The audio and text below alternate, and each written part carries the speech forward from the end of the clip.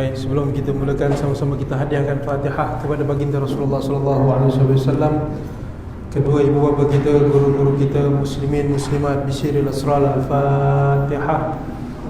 A'udzubillahi minasyaitonir rajim. Bismillahirrahmanirrahim. Alhamdulillahirabbil alamin, arrahmanir rahim, maliki yaumiddin. Iyyaka na'budu wa iyyaka nasta'in. Ihdinas siratal mustaqim. صراط الذين أنعمت عليهم غير المغضوب عليهم ولا الضالين آمين. الحمد لله رب العالمين. اللهم صل وسلم على سيدنا محمد وعلى آله وصحبه أجمعين. اللهم صل وسلم على سيدنا محمد مفتاح باب رحمة الله عدد ما في علم الله salatan wa salaman daimaini bidawa mulkillah wa ala alihi wa sahbihi wa man wala, amma ba'd. Assalamualaikum warahmatullahi wabarakatuh. Yang saya hormati, yang saya kasihi barisan jawatan kuasa, surau, seluruh jemaah-jemaah yang mulia dan dimuliakan Allah Subhanahu wa taala. Mudah-mudahan jemaah semua sihat. Saya rasa kali terakhir saya di sini pada bulan 1 saya, sebelum saya pergi umrah.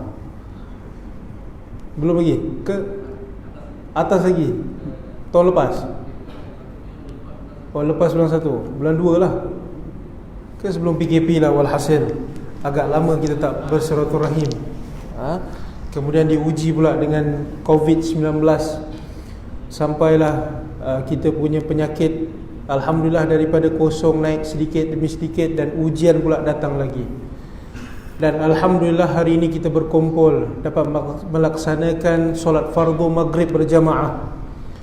Kemudian disusuli pula solat sunat awabin yang disebutkan dalam hadis baginda Rasulullah sallallahu alaihi wasallam, barang siapa yang menunaikan solat sunat awabin, buniyallahu lahu baitan fil jannah. Allah dah terbina ke atasnya, bukan baru nak bina, dah terbina ke atasnya rumah di syurga.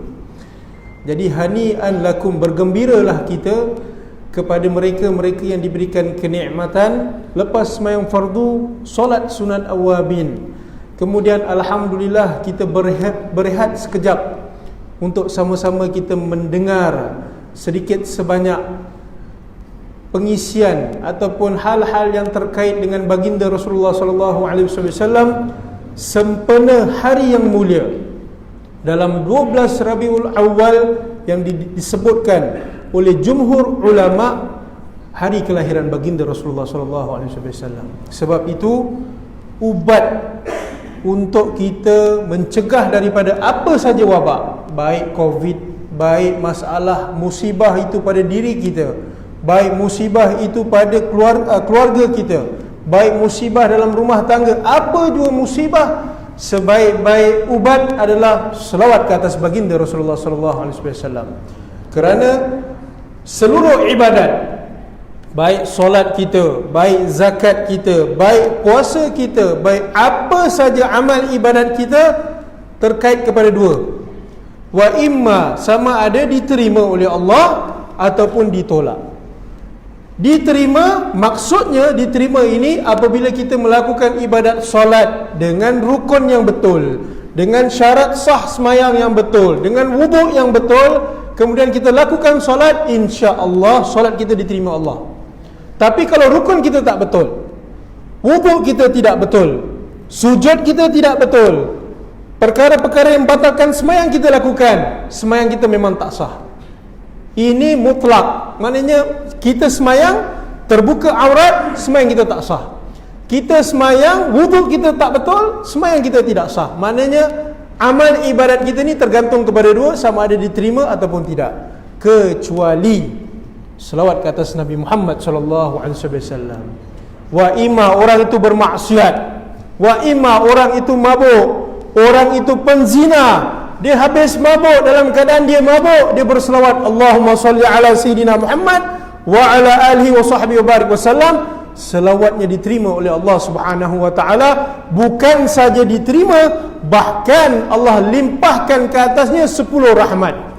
Baginda Rasulullah sallallahu alaihi wasallam bersabda, barang siapa berselawat ke atas aku sebanyak sekali, sallallahu alaihi asyara, Allah berselawat ke atasnya 10. Apa maksud selawat daripada Allah? Maknanya Allah berikan dia 10 kerahmatan. Apa maksud rahmat? Dalam kehidupan dia, kebahagiaan rumah tangga dia dapat, keberkatan dari sudut rezeki dia dapat, anak dia dijaga oleh Allah Subhanahu wa taala. Apa saja dalam bentuk kehidupannya mendapat rahmat daripada Allah. Ditafsirkan oleh ulama, satu rahmat kalau Allah zahirkan di muka bumi lebih besar daripada jarak langit dengan bumi. Satu rahmat. 2 selawat, Allah beritahu kalau 10 selawat, barang siapa yang berselawat ke atas Nabi 10, Allah berselawat ke atas dia sebanyak 100 kali. 100 dapat kerahmatan daripada Allah. 100 kali orang berselawat ke atas Nabi dapat 1000 rahmat. 1000 selawat ke atas Nabi, Allah Subhanahu wa taala mengharamkan jasadnya, tubuh badannya, darahnya, dagingnya daripada apa? Dimakan oleh api neraka. Kemuliaan ini kita dapat daripada mana? Daripada baginda Rasulullah sallallahu alaihi wasallam. Ingat, kesenangan, kemakmuran dalam apa jua kita dapat. Nikmat yang paling agung Allah berikan kepada kita bukan nikmat usia. Nikmat yang paling agung Allah berikan kepada kita bukan nikmat kerjaya yang besar. Nikmat yang paling agung Allah berikan kepada kita bukan nikmat kekayaan, bukan nikmat kehidupan, bukan nikmat pernafasan yang kita dapat pada hari ini, tapi nikmat yang paling agung Allah kurniakan kita baginda Rasulullah sallallahu alaihi wasallam. Kenapa? Sebelum Nabi Muhammad dilahirkan, sebelum Nabi Muhammad diciptakan oleh Allah Subhanahu wa taala, umat Nabi Isa alaihi salam, ketika Nabi Isa menceritakan ada nabi akhir zaman yang akan lahir selepas aku, umat Nabi Isa dah bergembira. Umat Nabi Isa sudah bergembira, apatah lagi kita umat Nabi Muhammad. Sewajarnya, sewajibnya kita gembira dengan adanya baginda Rasulullah sallallahu alaihi wasallam. Apa yang kita dapat kalau kita bergembira dengan kelahiran ataupun bergembira dengan baginda Rasulullah sallallahu alaihi wasallam? 1400 tahun yang dulu, 1400 tahun, maknanya di zaman baginda Rasulullah sallallahu alaihi wasallam, datang satu orang A'rabi.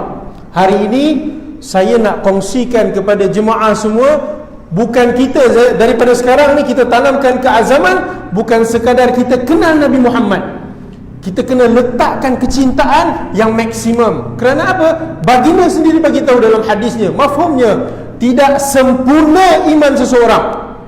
Iman siapa? Iman umat Nabi Muhammad. Tidak sempurna iman seseorang jika dia tidak menyintai aku melebihi daripada segala-galanya. Maknanya apa? Cinta Nabi melebihi daripada cinta kepada ibu dan ayah kita. Cinta Nabi melebihi daripada kita cinta kepada isteri kita. Cinta Nabi, kita cinta Nabi melebihi daripada cinta kita pada anak-anak kita, melebihi daripada harta kita, daripada pekerjaan kita. Cinta Nabi maksimum, insya-Allah kita dapat kesempurnaan iman.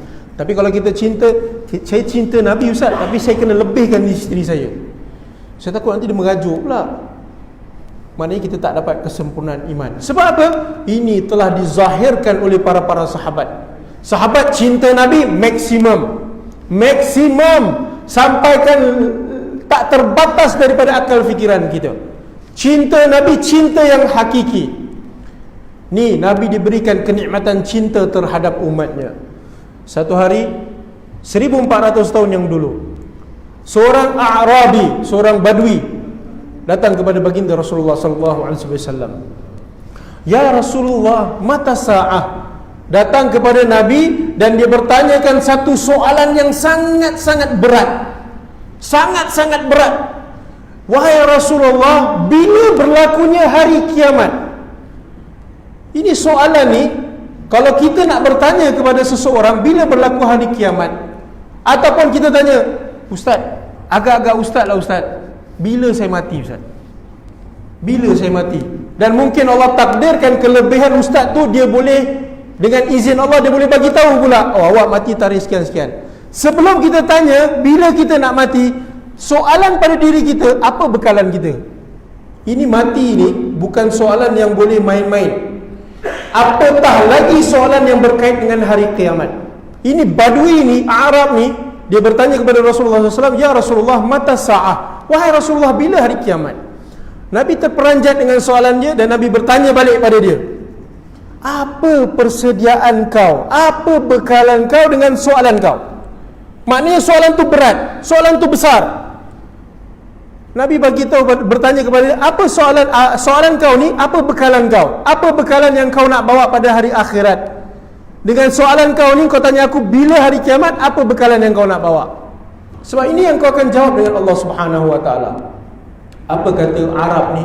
Apa kata Badui ni? Ya Rasulullah, sesungguhnya aku tak bawa bekalan yang banyak. Aku laksanakan benda yang fardu, apa yang diwajibkan oleh Allah dan Rasul, aku buat. Tapi aku taklah bersedekah dengan banyak ya Rasulullah. Aku tak banyak berpuasa ya Rasulullah. Aku tak banyak pun tunaikan solat-solat sunat ya Rasulullah. Akan tetapi aku bawa satu bekalan. Satu bekalan saja ya Rasulullah aku bawa pada diri aku. Aku cinta kepada engkau ya Rasulullah melebihi daripada segala-galanya. Aku cinta kepada engkau ya Rasulullah melebihi daripada segala-galanya. Melebihi daripada aku cinta kepada diri aku. Maknanya aku letak engkau ni nombor satu. Aku letakkan kau ni nombor satu selepas Allah Subhanahu wa taala. Aku cinta Allah dan aku cinta engkau wahai Rasulullah. Apa kata baginda Rasulullah SAW? Anta ma'aman ahbabta. Engkau akan bersama dengan orang yang kau kasihi nanti di akhirat kelak. Maknanya dia cintakan kepada Rasulullah, dia akan bersama dengan baginda Rasulullah SAW di akhirat kelak. Bukti untuk kita bersama dengan Rasulullah bukan hanya sekadar kita tahu berselawat, tapi hakikat cinta. Macam mana nak dapatkan hakikat cinta? Rindu kepada Rasulullah SAW. Kemudian datang satu riwayat yang lain, ada seorang sahabat bertanya kepada Rasulullah SAW, "Ya Rasulullah, apa pandanganmu wahai Rasulullah, kalau ada seseorang yang menyintai kepada satu kaum dan dia tidak pernah melihat kaum itu, tapi dia cinta kepada kaum itu. Dia cinta kepada kaum itu, tetapi dia tidak pernah melihat kaum itu ya Rasulullah." Kata baginda Rasulullah SAW dalam mafhum hadisnya, "Al-mar'u ma'aman uhib." Mereka akan bersama dengan siapa yang mereka cintai. Jadi saya nak tanya kepada ayah-ayah, jemaah-jemaah yang mulia di sini. Kita berkumpul ini untuk kita mendengarkan sirah siapa? Baginda Rasulullah. Kita berkumpul ini untuk kita nak buktikan apa? Cinta kita kepada Rasulullah. Kita berkumpul ini untuk apa? Nak buktikan betapa rindunya kita kepada Rasulullah. Mudah-mudahan asbab perkumpulan kita ini menjadi saksi bukti kita, kecintaan kita terhadap junjungan mulia baginda Rasulullah sallallahu alaihi wasallam. Di akhir zaman memang kita kena menekankan hubungan hati kita, kecintaan kita, ta'alluq, hubungan dalaman terhadap baginda Rasulullah sallallahu alaihi wasallam, kerana inilah ubat yang paling berkesan dalam apa saja musibah. Dalam apa saja musibah, selawat ke atas Nabi Muhammad, berzikir kepada Allah, bertasbih kepada Allah. Inilah ubat untuk kita mengangkat kepada Allah akan segala musibah. Hadirin hadirat yang dirahmati Allah Subhanahu wa taala. Kalau kita belajar ataupun kita pernah mendengar kisah-kisah umat-umat yang terdahulu, contohnya Nabi Musa alaihissalam ketika diutus oleh Allah untuk berdakwah kepada Fir'aun. Kita tahu Fir'aun macam mana orang dia. Fir'aun dia bina piramid, sampailah dia mengaku diri dia Tuhan. Semua orang di bawahnya, hambanya, wajib sembah dia. Allah perintahkan Nabi Musa alaihissalam pergi kepada Fir'aun untuk sebarkan agama Allah. Kerana apa? Bukan kerana Fir'aun itu mengaku diri dia Tuhan, tapi kerana Fir'aun itu melampaui batas. Kerana Fir'aun itu melampaui batas. Sekarang kita tanya pada zaman kita sekarang ni, berapa banyak umat-umat Nabi Muhammad yang melampaui batas? Berapa banyak umat-umat Nabi Muhammad yang sanggup bergaduh sesama Muslim melampaui batas? Berapa banyak umat-umat Nabi Muhammad yang angkuh dan sombong? Berapa banyak umat-umat Nabi Muhammad yang merasakan dirinya hebat? Berapa banyak umat-umat Nabi Muhammad yang sibuk mengejarkan darjat dan harta demi menolak hukum-hukum Allah Subhanahu wa taala. Tapi kalau nak dibandingkan dengan kaum-kaum Nabi Musa, kalaulah Fir'aun yang melampaui batas, Allah perintahkan kepada Nabi Musa, engkau pergi menyeberangi laut, hentak tongkat engkau, aku belahkan laut, engkau datang, engkau keluar, engkau jalan dengan dalam keadaan aman. Kemudian Allah lenyapkan Fir'aun. Tapi kenapa Allah tak lenyapkan umat Nabi Muhammad? Sedangkan umat Nabi Muhammad kalau diikutkan sekarang lebih angkuh daripada Fir'aun, lebih takabur daripada Fir'aun, menghina Nabi Muhammad, bakar Al-Quran, pijak Al-Quran, buang najis pada Al-Quran, melebihi daripada segala-galanya. Tapi kenapa Allah tak lenyapkan saja umat Nabi Muhammad? Kerana adanya insan nama Muhammad. Nabi Muhammad telah mendoakan kita sebelum kita diciptakan. Nabi Nuh alaihi salam, bagaimana dia berdakwah kepada keluarganya, isteri dia pun tak terima dakwah dia, anak dia tak terima dakwah dia. Isteri dia mengatakan Nuh ni gila. Dalam keadaan tak berhujan, tak ada apa, dengan panas terik dia bina bahtera. Isteri dia pun kata Nabi Nuh alaihi salam, ni suami dia ni, dia kata gila. Apa Allah buat? Allah datangkan hujan, banjir, dunia banjir, habis semua. Mereka yang ikut kepada Nabi Nuh, beriman kepada Nabi Nuh, selamat. Yang tak ikut, lenyap. Bukankah zaman kita sekarang ni berapa banyak isteri yang derhaka kepada suami? Bukankah zaman kita sekarang ni berapa banyak anak-anak yang derhaka kepada ibu dan ayah? Bukankah zaman kita sekarang ni anak-anak yang sibuk mengidolakan orang-orang kafir, lebih mengutamakan orang-orang kafir berbanding dengan Nabi Muhammad? 3 hari lepas saya pergi balai polis. Saya jamin 2 orang budak, umur 14 tahun. 2 orang budak, laki-laki dengan perempuan. Tahu apa masalah dia? Ini tengok fitnah akhir zaman. Tengok ibu ayah, apa kita nak jawab dengan Rasulullah? Ini 2 anak ni, anak syurga ini, ditangkap oleh ustazah dia. Dia berkhaluat dekat dalam sekolah. Bukan khaluat, dah berzina pun. Umur berapa? 14 tahun. Bukan setakat berzina, yang perempuan dia pergi cerita pada kawan-kawannya dengan perasaan yang bangga. Ini akhir zaman ni. Akhir zaman Allah berikan ujian, musibah disebabkan perkara-perkara macam ni. Tapi tetap lagi Allah sayang kepada umat Nabi Muhammad. Kalau diikutkan kepada peristiwa Nabi Nuh AS, Allah dah turunkan banjir. Tapi disebabkan apa? Adanya Nabi Muhammad SAW yang mendoakan kita sekian hari, sekian waktu, setiap saat, setiap masa. Nabi tak pernah lupakan umat Nabi Muhammad SAW. Kalau diikutkan peristiwa, cerita-cerita kaum Nabi Lut, tengok bagaimana Nabi Lut ketika dia berdakwah, sampaikan Nabi Lut pun dikatakan sampai kaum Nabi Lut menyintai kepada Nabi Lut. Kerana apa? Nabi Lut, kaum Nabi Lut ni dia suka laki-laki dengan laki-laki. Sampai Allah perintahkan apa? Nabi Lut, kau keluar. Malaikat datang kepada Nabi Lut, Allah perintahkan kau keluar. Kerana apa? Kerana nak berikan azab kepada orang-orang ni. Kerana apa? Mereka suka laki-laki dengan laki-laki. Diangkat bumi, ditebalikkan. Bukankah zaman umat Nabi Muhammad sekarang ada laki-laki suka laki-laki? Bukan kata laki-laki suka laki-laki, laki-laki jadi perempuan, perempuan jadi laki-laki, laki-laki jadi perempuan. Cabar Allah, pergi pula umrah dengan kebanggaan, merasakan dirinya betul dan sebagainya, mengeluarkan statement dan sebagainya. Bukankah perkara itu perkara yang hina di sisi Allah? Kenapa Allah tak angkat bumi Malaysia? Kenapa Allah tak terbalikkan saja bumi Malaysia? Kenapa Allah tak terbalikkan Itali sebelum COVID-19 berlaku? Di Itali, pesta lesbian besar-besaran, laki-laki dengan laki-laki berzina secara terang-terang di Itali. Kenapa Allah tak angkat Itali, terbalikkan Itali? Kerana ada insan yang mulia bernama Nabi Muhammad SAW. Kita tak kenal Nabi Muhammad. Kita hanya tahu berselawat Allahumma salli, tapi kita tak pernah hayati pengorbanan Nabi Muhammad. Ibu, ayah-ayah yang dimuliakan Allah Subhanahu wa taala, Allah berikan kita ujian COVID-19, PKP, kita tak boleh keluar rumah selama 30 hari. Kita dah rasa tak tenang. Kita tak boleh makan keluar, tapi masih boleh makan di rumah. Kita tak dapat bantuan dengan teruskan pekerjaan, tapi kita tetap lagi dapat bantuan. Ada orang agihkan beras dan sebagainya. Nabi Muhammad insan yang mulia. Nabi tak pernah minta untuk yang lain, untuk dirinya, melainkan untuk umatnya. Nabi pernah 2 tahun dibaikot oleh orang kafir Quraisy. 2 tahun dibaikot oleh orang-orang Mekah kafir Quraisy.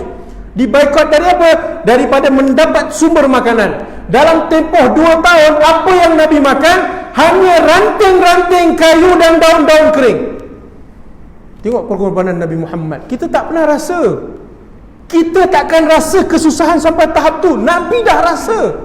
Sampaikan sahabat bagi tahu kepada Rasulullah, sungguh ketika saat kami dibaikot, ketika kami buang air besar, yang keluar adalah gumpalan darah. Kerana kami tak makan. Kurma tak ada, roti tak ada, tepung tak ada, bijirin tak ada. Kerana sumber makan semua disekat. Nabi tak pernah minta, ya Allah berikan kami makanan, ya Allah tolonglah ya Allah. Kita baru diuji sedikit, kita dah pening kepala. Kita dah minta, ya Allah aku dah tak ada makan ya Allah. Nabi 2 tahun tak dapat nikmat makan. Pernah Nabi angkat tangan, ya Allah apa yang kau berikan pada aku ni ya Allah? Ya Allah, tak.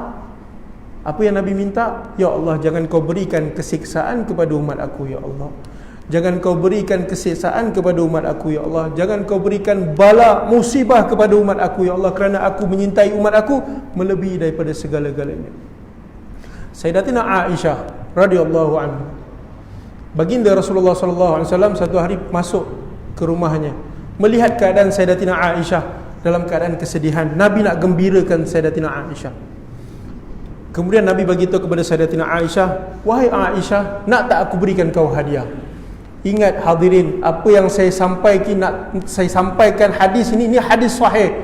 Nak buktikan, kita ambil benda ni, simpan dalam hati kita, kemudian bagi tahu kepada isteri kita dan anak kita bagaimana cintanya Nabi kepada kita. Rasulullah sallallahu alaihi wasallam bertanya kepada Sayyidatina Aisyah, ya Aisyah, nak tak aku bagi kau satu hadiah? Ni Nabi nak bagi satu hadiah kepada seseorang. Orang gila pun nak hadiah daripada Nabi. Jangan kata orang gila, makhluk yang tak diberikan akal fikiran, pokok pun tak nak berpisah dengan Nabi. Ni Sayyidatina Aisyah nak diberikan hadiah oleh baginda Rasulullah SAW. Nabi tanya kepada Sayyidatina Aisyah, nak tak aku berikan kau satu hadiah? Sayyidatina Aisyah dalam keadaan kemurungan, bersedih, tiba-tiba dia menangis gembira. Ya Rasulullah, siapa yang tak nak hadiah daripada engkau ya Rasulullah? Siapa yang tak nak hadiah daripada engkau ya Rasulullah? Nabi angkat tangan. Nabi angkat tangan dan munajat kepada Allah Subhanahu wa taala. Ini hadiah special daripada Nabi Muhammad. Dia mendoakan Sayyidatina Aisyah. Allahumma ighfir li Aisyah binti Abu Bakar. Ya Allah, ampunkan dosa Aisyah binti Abu Bakar. Ma taqaddamat wa ma ta'akhkharat, dosa yang telah lalu ataupun dosa yang akan datang. Dosa yang sengaja ataupun dosa yang tak sengaja, dosa yang zahir ataupun dosa yang batin, dosa yang jelas ataupun dosa yang tak jelas. Nabi doakan special buat Sayyidatina Aisyah. Sayyidatina Aisyah mengaminkan dalam keadaan dia menangis kegembiraan, sehingga terpancar wajahnya kemerah-merahan, gembira. Kemudian Nabi bertanya, adakah engkau gembira dapat doa hadiah daripada aku ya Aisyah? Kata Sayyidatina Aisyah, wallahi ini merupakan hari yang paling aku gembira, dapat hadiah doa daripada Rasulullah SAW. Kemudian Nabi menangis. Nabi mengata, wahai Aisyah, ketahuilah, inilah doa yang aku doakan terhadap umatku ya Aisyah. Setiap hari inilah doa yang aku doakan terhadap umatku wahai Aisyah. Nabi sembahyang sampai lutut Nabi bengkak. Nabi sembahyang sampai kaki Nabi bengkak. Untuk siapa hadirin semua? Untuk kita. Nabi dah minta kepada Allah sebelum kita diciptakan, sebelum ibu ayah kita dilahirkan, ya Allah, ampunkan dosa umat-umat aku ya Allah. 1400 tahun yang dulu. Bila Nabi buat? Setiap saat Nabi tak pernah lupakan kita. Sekarang kita tanya pada diri kita, adakah cukup untuk sekadar kita berselawat ke atas Nabi? Cukup. Tapi nak dapat kesempurnaan iman, fahami pengorbanan Nabi Muhammad sallallahu alaihi wasallam.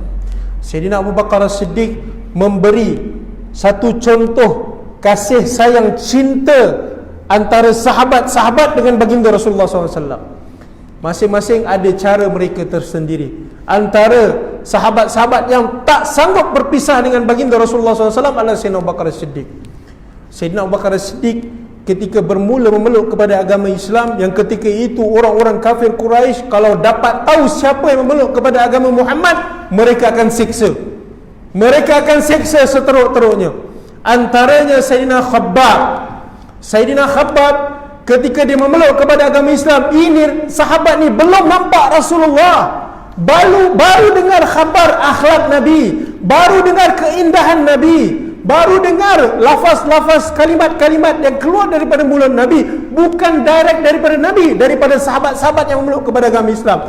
Sayyidina Khabbab ketika mendengar tertarik memeluk kepada agama Nabi Muhammad, belum jumpa Nabi. Apabila dia memeluk kepada agama Islam, ni Sayyidina Khabbab, dia ni tukang besi. Apabila dia memeluk kepada agama Islam, Abu Jahal, semua pembesar-pembesar kafir Quraisy tangkap dia. Kemudian buat apa? Letakkan bara-bara api di atas padang pasir. Bara-bara api diletakkan atas padang pasir. Kemudian dibaringkan Sayyidina Khabbab. Diseksa dengan seksaan yang dahsyat. Kemudian budak-budak kecil yang ketika itu berada di situ diberikan batu-batu untuk baling. Dia dah keluar daripada agama nenek moyang kita. Baling sekuat-kuatnya. Sampai ada riwayat mengatakan orang kafir Quraisy dia menyeksa Sayyidina Khabbab berhenti kerana apa? Hilang tenaga. Betapa dahsyatnya seksaan.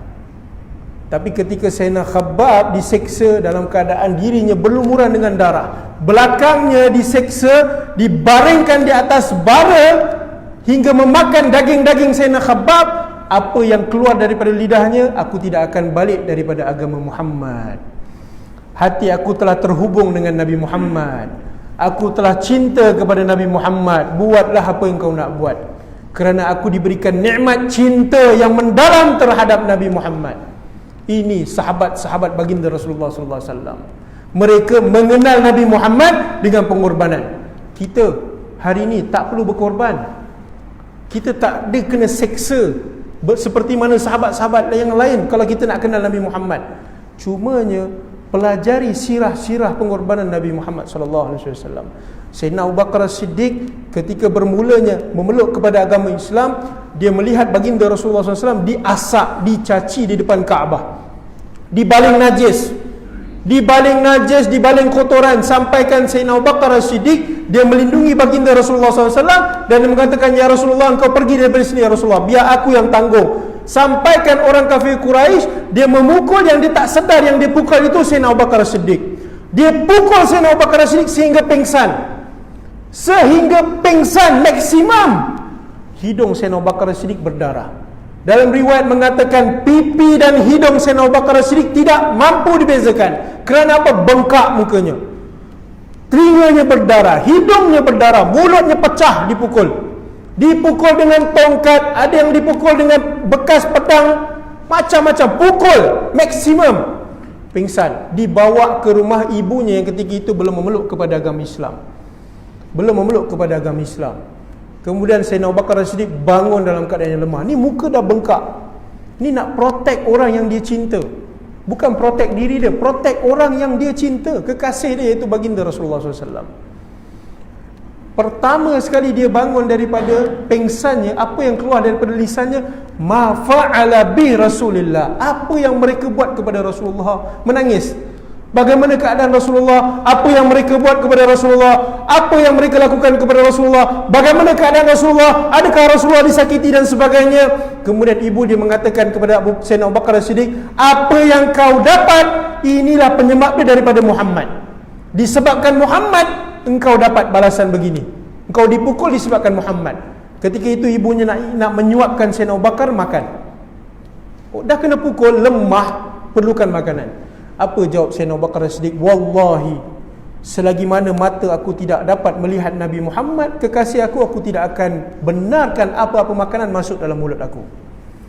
Selagi mata aku tidak dapat memandang wajah Nabi Muhammad, hati aku tidak akan tenang. Aku tidak akan makan apa-apa. Dipangkuh, dibawa dalam keadaan dia lemah, dalam keadaan dirinya lemah, diheret, Nampak Nabi Muhammad daripada jauh, dia kuatkan diri, dia tersenyum, sedangkan muka dia bengkak. Aku cukup gembira melihat keadaan Nabi Muhammad dalam keadaan selamat, aku gembira. Baru dia makan. Ini hakikat cinta, pengorbanan yang dibuat oleh para sahabat. Tapi pernah tak Nabi banggakan kita di depan sahabat?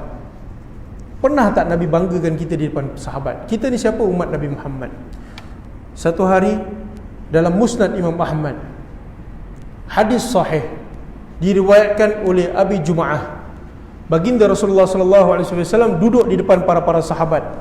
Yang ketika itu adanya Sayyidina Abu Bakar As-Siddiq, yang ketika itu adanya Sayyidina Umar bin Khattab, ketika itu adanya Sayyidina Uthman bin Affan, yang ketika itu adanya Sayyidina Ali bin Abi Talib. Semua sahabat-sahabat yang berjuang dengan Nabi Muhammad, sahabat-sahabat yang besar, yang mengorbankan segala-galanya demi Nabi Muhammad. Nabi pandang. Kemudian Nabi bertanya kepada sahabat, tahukah kalian makhluk yang paling mulia di sisi Allah Subhanahu wa taala? Nabi tengok seorang-seorang sahabat Nabi dalam keadaan tersenyum. Kemudian Nabi bertanya, tahukah kalian siapakah makhluk yang paling mulia di sisi Allah Subhanahu wa taala? Seorang sahabat menjawab, ya Rasulullah, adakah makhluk yang paling mulia di sisi Allah Subhanahu wa taala? Malaikat. Seorang sahabat menjawab, malaikat. Kemudian Nabi tersenyum dan katakan, benar, malaikat merupakan makhluk yang paling mulia di sisi Allah Subhanahu wa taala, tapi bukan itu yang aku maksudkan. Kemudian Nabi tanya lagi, tahukah kalian siapa yang makhluk yang paling mulia di sisi Allah Subhanahu wa taala? Dijawab seorang mengatakan, para anbiya, nabi-nabi. Kemudian Nabi mengatakan, benar, para nabi itu mulia di sisi Allah. Mereka menyebarkan utusan Allah, pastinya mereka mulia, tapi bukan itu yang aku maksudkan. Kemudian Nabi bertanya lagi, tahukah kalian siapa makhluk yang paling mulia di sisi Allah? Jawab seorang sahabat, ya Rasulullah, dalam keadaan tersenyum, apakah kami ya Rasulullah yang berjuang bersama denganmu ya Rasulullah? Apakah kami makhluk yang paling mulia? Ketika seorang sahabat menjawab begitu, baginda Rasulullah SAW tersenyum hingga terlihat gigi Nabi yang mulia, terpancar cahaya daripada gigi Nabi dan muka Nabi, senyuman Nabi yang manis. Nabi memandang seorang-seorang sahabat dan Nabi mengatakan, benar, kamu mulia di sisi Allah Subhanahu wa taala. Kamu berkorban bersama dengan aku, susah payah kamu bersama dengan aku, harta kamu infakkan ke jalan Allah dan Rasul. Aku cintakan engkau dan engkau cintakan aku, tapi bukan itu yang aku maksudkan. Kemudian Nabi tundukkan kepala. Nabi mula menangis. Tangisan Nabi mula membasahi pipi Nabi Muhammad yang mulia. Tangisan Nabi mula membasahi janggut Nabi yang mulia. Sahabat-sahabat apabila melihat Nabi menangis, sahabat mula menangis. Tangisan Nabi makin lama makin teresak dan sahabat mula menangis dengan teresak. Kemudian Nabi bagi tahu kepada sahabat-sahabat, tahukah kalian makhluk yang paling mulia di sisi Allah Subhanahu wa taala?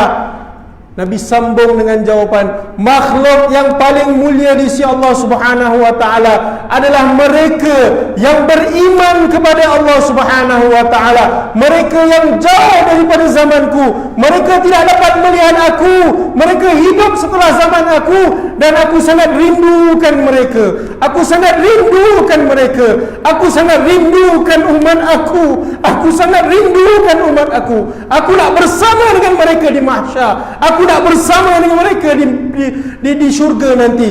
Allahumma ighfir li ummati, ya Allah ampunkan umat aku.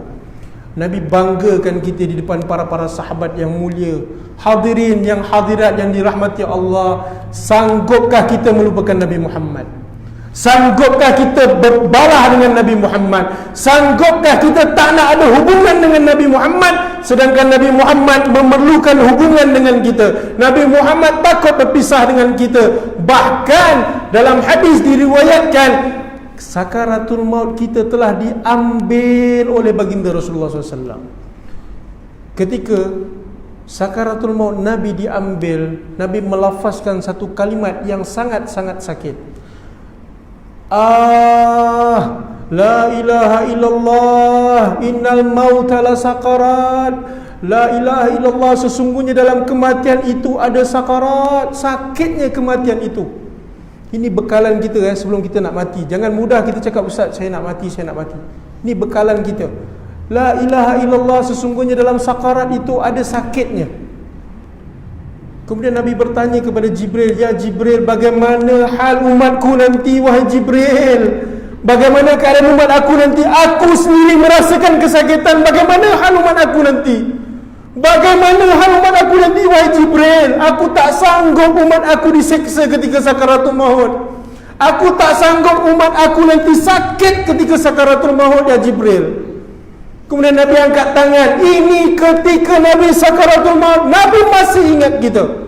Nabi angkat tangan dan Nabi mendoakan, Allahumma thaqqil alayya wa khaffif ala ummati. Ya Allah, bebani sakaratul maut umatku ya Allah, biar aku yang tanggung ya Allah. Sakaratul maut umatku ya Allah, biar aku yang tanggung ya Allah. Ringankan sakaratul maut umat aku ya Allah. Saya punya sakaratul maut, hadirin hadirat yang ada, istri-istri, ibu, ayah, anak-anak, muslimin, muslimat dan semua umat-umat Nabi Muhammad, ketika sakaratul maut, sakitnya telah ditanggung oleh baginda Rasulullah SAW. Apatah Nabi tak sayang kita lagi? Apatah Nabi tak masih nak berpisah dengan Nabi?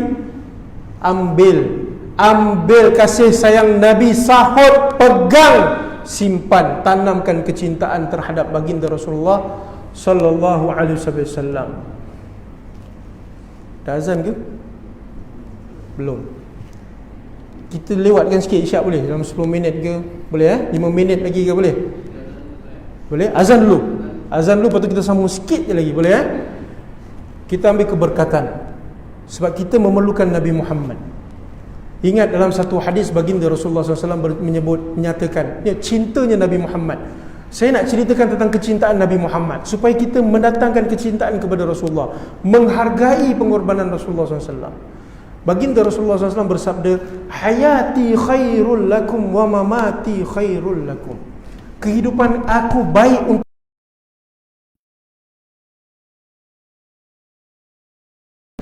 engkau semua dapat kebaikan kerana aku masih hidup. Dan ketika aku wafat, ketika aku meninggal dunia pun pasti engkau akan dapat kebaikan. Ketika aku meninggal dunia pun engkau akan dapat kebaikan.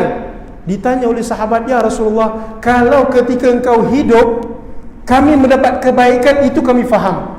Tapi ketika engkau dah wafat, ketika engkau dah meninggal dunia, bagaimana kebaikan itu ya Rasulullah? Dijawab oleh baginda Rasulullah SAW, tu'radu alayya, segala amal-amal, catatan-catatan umat aku sebelum sampai kepada Allah akan sampai kepada aku dulu. Ni pengorbanan Rasulullah SAW. Amalan saya, amalan imam, amalan jemaah, anak-anak, suami isteri umat Nabi Muhammad sebelum sampai kepada Allah, sampai kepada Nabi dulu. In wajadtu khairan, kalaulah perbuatan itu baik, aku akan bersyukur kepada Allah Subhanahu wa taala. In wajadtu ghairu dhalik. Ini tanda soal buat diri kita. Kalaulah perbuatan yang kita lakukan itu perbuatan yang tidak baik. Seorang hamba Allah pergi mencuri, seorang hamba Allah pergi berzina, seorang hamba Allah pergi melakukan perkara-perkara yang mungkar. Perbuatan itu sampai dulu kepada baginda Rasulullah SAW. Aku orang yang pertama akan munajat kepada Allah, ya Allah ampunkan dosa umat aku ya Allah, lenyapkanlah dosanya ya Allah, hapuskan dosanya ya Allah. Allah akan ampunkan dosa umat aku. Jangan sampai kita lupakan Nabi, jangan sampai kita melakukan perkara-perkara yang mungkar sehingga menjadi benteng penghalang hubungan kita dengan Nabi Muhammad sallallahu alaihi wasallam. Dah azan ke? Lagi 1 minit. InsyaAllah kita sambung sekejap saja lagi. Sekejap lagi. Pengakhiran penutup supaya mudah-mudahan hati kita ni ada hubungan dengan baginda Rasulullah sallallahu alaihi wasallam.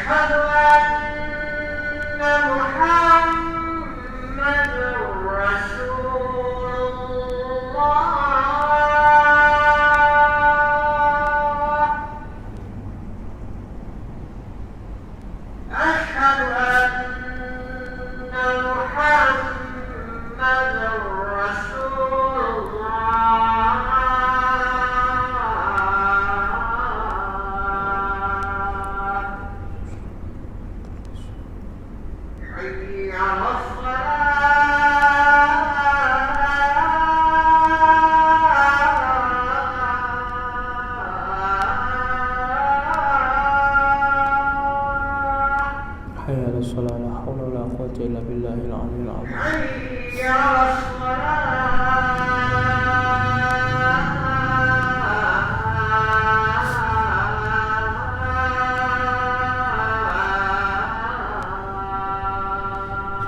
حي على الصلاة لا حول ولا قوة إلا بالله العلي العظيم. حي على الفلاح.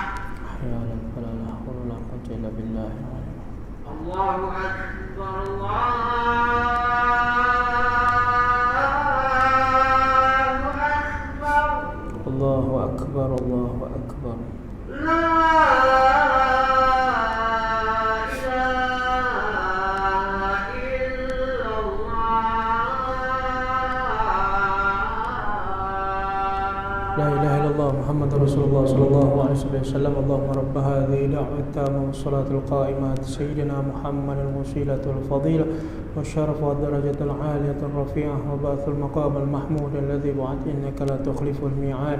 رب اغفر لي ولوالدي رب اغفر لي ولوالدي رب اغفر لي ولوالدي وارحمهم كما ربونا صغارا. صلى الله على سيدنا محمد وعلى آله وصحبه وبارك وسلم. والحمد لله رب العالمين. Baik, hadirin hadirat yang dirahmati Allah Subhanahu wa taala. Tadi kita dah kongsikan tentang bagaimana seorang insan yang merindukan baginda Rasulullah sallallahu alaihi wasallam. Bagaimana seseorang yang diberikan akal fikiran menyintai baginda Rasulullah sallallahu alaihi wasallam hingga tak sanggup berpisah dengan Nabi Muhammad sallallahu alaihi wasallam. Disebutkan dalam satu hadis sahih, ketika satu hari baginda Rasulullah SAW sedang berucap di depan para sahabatnya, sedang Nabi menyampaikan ucapannya di depan para sahabat yang mulia, tiba-tiba terdengar satu tangisan. Satu tangisan itu datang daripada satu pohon kurma. Pohon kurma yang tua, pohon kurma yang dah rosak, yang dulu menjadi tempat sandaran Nabi Muhammad SAW. Jadi tangisan itu makin lama makin kuat, makin lama makin mengganggu apa yang disampaikan oleh Nabi Muhammad SAW. Maknanya dah tak dengar. Tangisan itu macam anak-anak kecil, macam bayi yang lapar dahagakan susu, yang lapar ataupun yang rindukan kepada ibunya, yang nak dakap ibunya. Ni tangisan ni keluar. Ni hadis sahih. Tangisan itu makin lama makin kuat. Dan Nabi memandang kepada pohon kurma itu dan Nabi pergi. Dan Nabi meletakkan mulutnya dan Nabi meletakkan telinganya kepada pohon kurma itu. Dan ada sebahagian daripada sahabat mengatakan wallahi, mereka menangis. Ada sebahagiannya menangis dan mengatakan wallahi, apa yang aku lihat seumpama seorang ibu yang ingin menenangkan anaknya yang masih kecil. Seumpama seorang ibu yang ingin mendodoikan, sedang mendodoikan, diam sayang, diam. Apa yang Nabi buat pada pohon kurma itu? Meletakkan mulutnya, meletakkan telinganya, meletakkan mulutnya, meletakkan telinganya. Dan lama kelamaan suara tangisan itu makin lama makin perlahan dan diam. Perlahan dan diam. Kemudian Nabi kembali. Dan Nabi mengatakan, tahukah kalian kenapa pohon kurma itu menangis? Tahukah kalian apa yang menyebabkan tangisan itu mengganggu apa yang aku ingin sampaikan? Kata sahabat-sahabat, Allah wa Rasul a'lam. Nah, Allah dan Rasul saja mengetahui.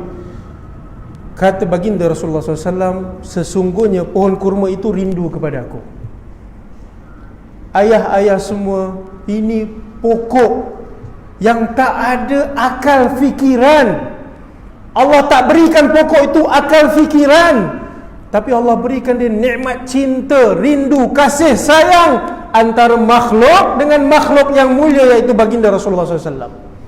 Kata baginda Rasulullah SAW, ini pokok merupakan pokok sandaran yang dulu aku pernah sandar, dan dia rindu kepada aku. Dia rindu, kenapa lama sangat kau tak sandar kepada aku ya Rasulullah? Aku rindukan kau ya Rasulullah. Kemudian baginda Rasulullah SAW memberikan dia 2 jaminan, dan dia pilih antara satu. Nabi berikan dia 2, dan kau pilih antara satu. Apa yang Nabi berikan kepada dia? Aku minta kepada Allah yang pertama, aku doakan kau kembali menjadi pokok di dunia. Pokok engkau akan segar, pokok engkau akan menghijau, dan kau akan diberikan nikmat hasil buah dan dimanfaatkan sampai habis. Maksudnya di dunia saja. Dan yang kedua, engkau akan menjadi peneman aku di syurga nanti. Maknanya aku akan jadikan kau pokok di syurga nanti. Pokok itu tak pilih untuk mendapat nikmat dunia. Pokok itu tak pilih untuk mendapatkan biarlah aku segar balik, aku dapat cantik balik, aku dapat keluarkan hasil balik. Tak.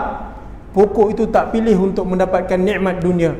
Tapi pokok itu memilih untuk mendapatkan nikmat bersama dengan baginda Rasulullah sallallahu alaihi wasallam.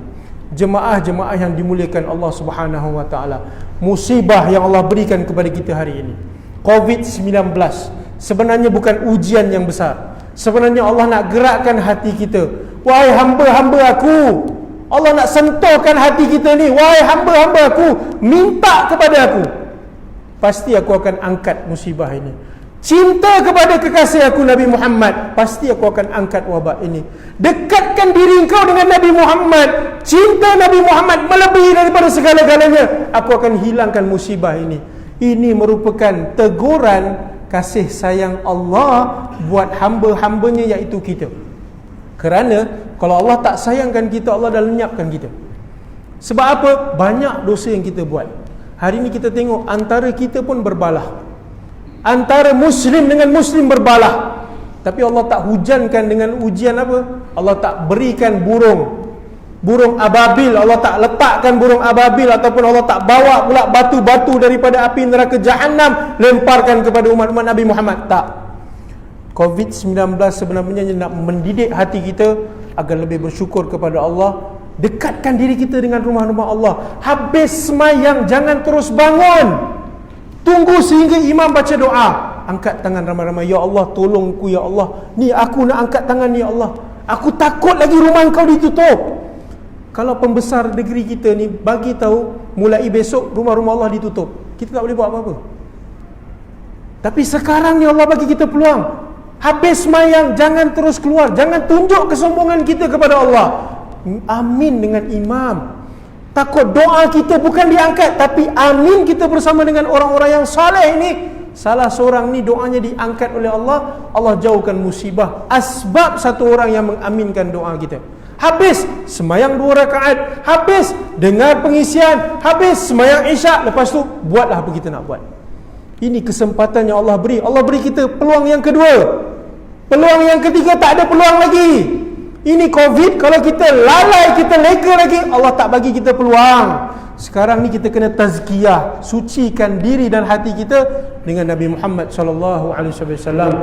Jadi mudah-mudahan disebabkan kita berkumpul, Allah angkat ujian ini, Allah angkat musibah ini, Allah dekatkan hati kita dengan baginda Rasulullah, Allah jauhkan musibah-musibah ini, Allah jauhkan fitnah dunia, fitnah akhirat buat keluarga kita, buat anak-anak kita, dan mudah-mudahan asbab kita berkumpul mengingati kepada baginda Rasulullah sallallahu alaihi wasallam, Allah jadikan anak-anak kita, zuriat kita, keluarga kita di kalangan orang-orang yang dicintai Allah, dicintai baginda Rasulullah sallallahu alaihi wasallam, dan mudah-mudahan perkumpulan kita di rumah yang mulia ini menggembirakan hati baginda Rasulullah sallallahu alaihi wasallam.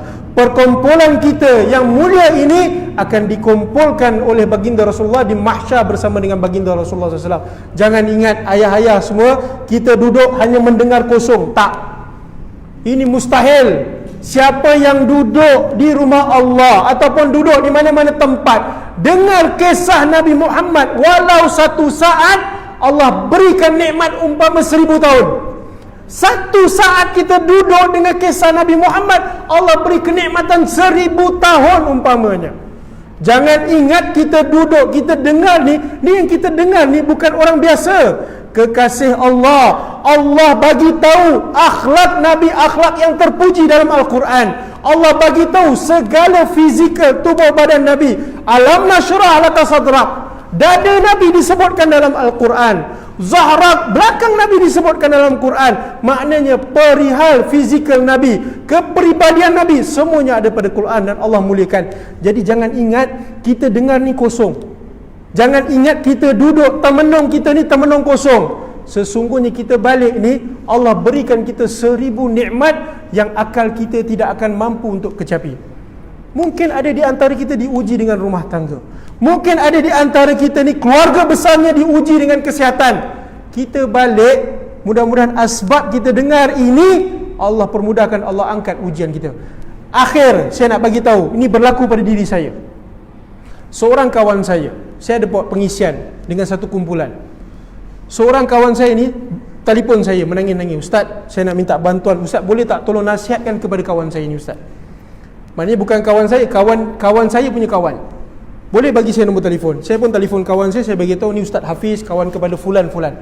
Dia bagi tahu, "Ustaz, saya dah tak boleh nak hidup lama, Ustaz. Saya menyesal atas perbuatan saya yang lalu dan sebagainya lah. Ada aib-aib dia antara dia dengan Allah. Dia kena HIV positif." HIV positif, bukan COVID. HIV positif. HIV positif ni tak ada ubat.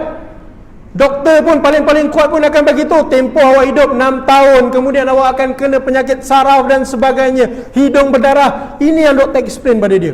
Doktor sahkan saya, "Ustaz, positif Ustaz." Saya dah down, Ustaz. Saya tahu saya banyak salah, saya buat perkara-perkara. Saya cakap dengan dia, ini antara awak dengan Allah. Aib ni simpan, tak payah bagi tahu pada orang.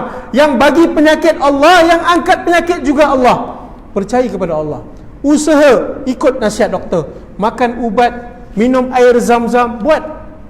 Tapi satu je saya minta kepada awak, jangan lupa sebut nama-nama Asmaul Husna. Ada 99 nama-nama Asmaul Husna. Ya Latif, Ya Rahman, Ya Rahim. Sebut dalam apa juga keadaan. Bawa kereta, Ya Allah, Ya Rahman, Ya Rahim. Tak payah sebut 99, satu pun dah cukup. Ya Rahman, Ya Rahman, Ya Rahman, Ya Rahman. Yang kedua, banyakkan baca La ilaha illa anta subhanaka inni kuntu minadh zalimin. La ilaha illa anta subhanaka inni kuntu minadh zalimin. Aku di kalangan orang yang zalim dan aku memohon pengampunan daripada Engkau ya Allah. Dan yang paling kuat saya bagi tahu, saya cakap, ni jangan tinggal, tolong buat. Wala imma pun dalam apa juga keadaan, selawat ke atas Nabi Muhammad. Jangan tinggal. Tidur selawat, bangun tidur selawat. Tak boleh selawat lafaz, dalam hati kita berselawat. Bawa kereta selawat, tengah meeting. Dan selawat dalam keadaan gembira, walaupun kita runsing. Memang kita tahu kita dalam keadaan yang tak sihat, HIV positif ni Ustaz, tak apa, selawat. Serahkan kepada Allah, serahkan kepada Rasulullah. Allah bayar pada dia cash tak sampai 2 bulan. Saya telefon dia balik, bagi kata-kata semangat. "Ustaz, saya minta maaf, saya dah lama tak telefon Ustaz. Saya nak bagi tahu pada Ustaz ni, saya tak tahan lah Ustaz, saya nak jumpa Ustaz. Nanti saya call Ustaz balik." Selang 5 minit dia telefon. Sebenarnya saya berhenti tadi, saya tutup sebab saya menangis Ustaz. Saya tak boleh nak bercakap dengan Ustaz. Saya nak jumpa Ustaz, saya nak peluk Ustaz ni. "Ustaz, saya baru dapat result Ustaz. Sebab HIV positif ni dia kena kerap ambil darah. Doktor masa mula-mula bagi tahu saya, Ustaz, tak ada ubat Awak punya jangka hayat awak, kalau ikut pada saya punya keilmuan doktor, 6 tahun je awak hidup. 3 tahun awak kena penyakit sekian, lepas tu awak punya saraf begini, begitu, awak akan lemak. Awak kena kuat semangat saja. Selebihnya awak serahlah pada Allah. Tapi kalau ikut pada ilmu saya, awak habis. Down lah kita dengar macam tu. Tapi dia beramal, dia kata, "Saya tak pernah tinggal selawat Ustaz. Even kalau saya dalam toilet pun saya selawat dalam hati Ustaz. Sebab saya dah terbiasa benda tu. Bawa kereta, saya gembira dengan selawat. Selawat ni jadikan lisan saya ni seronok saya selawat. Saya pergi cek doktor Ustaz, saya berserah kepada Allah. Tak apalah ya Allah, kalaupun kau ambil aku ya Allah, aku dah dapat nikmat berselawat. Saya dapat result Ustaz. Doktor Cina tu bagi tahu pada saya, result saya negatif Ustaz. Negatif. Saya sujud syukur dekat klinik tu Ustaz. Saya telefon kawan saya minta nombor telefon Ustaz. Pasal nombor telefon semua saya dah buang. Hang telefon saya. Saya nak telefon Ustaz daripada sehari ke saya sebab saya sebab. Hari ni saya beritahu Ustaz. Sekarang ni saya tengah bawa orang rumah saya semua pergi ziarah tempat-tempat fakir miskin Ustaz. Ya Allah Ustaz, Allah bagi saya peluang Ustaz. Allah bagi saya peluang. Berkat siapa? Nabi Muhammad SAW. Jangan tinggal selawat. COVID-19 sebenarnya nak menyatukan antara umat-umat Nabi Muhammad. COVID-19 sebenarnya nak menyatukan hati kita dengan Nabi Muhammad. Nabi sayangkan kita, Nabi nak bersama dengan kita. Allahumma salli ala Sayyidina Muhammad wa ala alihi wasallam. Itu saja daripada saya. Saya takut saya kalau sambung lagi kan, saya takut jamak takhir pula nanti. Jadi insya-Allah kalau ada kelapangan kita akan berjumpa lagi. Dan jazakallahu khairan. Terima kasih kepada jawatan kuasa, surau, pengerusi dan semua barisan jawatan kuasa kerana menjemput saya. Sedikit sebanyak kita dapat mengingatkan peristiwa hal-hal yang berkait dengan baginda Rasulullah SAW. Mudah-mudahan sedikit sebanyak kisah-kisah itu akan terdamai dalam hati kita, terdamai kepada anak-anak kita, dan mudah-mudahan asbab anak kita, cucu kita ini menggembirakan hati baginda Rasulullah SAW. Itu saja kita nak. Itu saja kita nak dalam kehidupan kita ni. Bukan nak jadi orang yang baik, tapi setidak-tidaknya biarlah pengakhiran kita itu pengakhiran yang baik.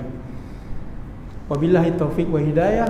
Assalamualaikum warahmatullahi wabarakatuh.